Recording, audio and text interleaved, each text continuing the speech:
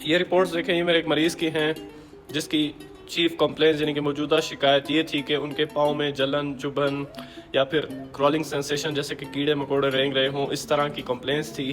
तो हमें डाउट हुआ कि कहीं शुगर ना हो उनको, तो हमने उनके शुगर प्रोफाइल की तो वो बिल्कुल हमें नॉर्मल मिली, क्योंकि अमूमन शुगर या डायबिटीज़ में ये सारी कंप्लेंट्स पेशेंट्स करते हैं। उसके अलावा हमने उनका CBC किया, वो बिल्कुल नॉर्मल था। साथ ही में जो है हमने रीनल फंक्शन टेस्ट वगैरह और लिवर फंक्शन टेस्ट किए, वो बिल्कुल नॉर्मल थे।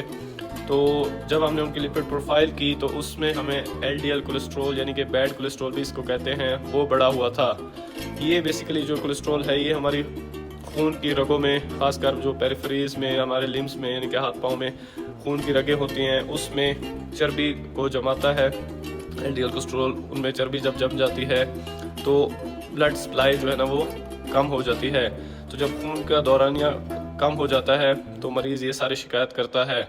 और पहला हमारा जो क्ल्यू होता है, हम यही डायग्नोस करते हैं कि वो शुगर ना हो रहा हो पेशेंट को, क्योंकि पेशेंट प्लस 45 ईयर्स एज थी उनकी।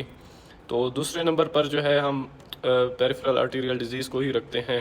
तो ये जो है ना उससे रूल आउट हो जाता है। तो इसके लिए चंद एक लाइफस्टाइल मॉडिफिकेशन हम पेशेंट्स को कहते हैं कि वो अपने डाइटरी पैटर्न जो है वो यानी कि खाना पीना जो है उसमें चिकनाहट वाली चीज़ों से परहेज करें, बिल्कुल फ्राइड फूड्स वगैरह इनसे परहेज करें। उसके अलावा जो बटर वगैरह, मक्खन या लोकल जो ऑयल्स घीज होते हैं इनसे परहेज करें। साथ ही में उनको स्टेटिन थेरेपी जैसे कि एटोरवास्टाटिन, सिम्वास्टाटिन इस तरह की मेडिकेशंस देते हैं ताकि उनका LDL कोलेस्ट्रॉल कम हो जाए।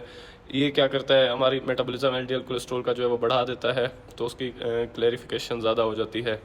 Thank you.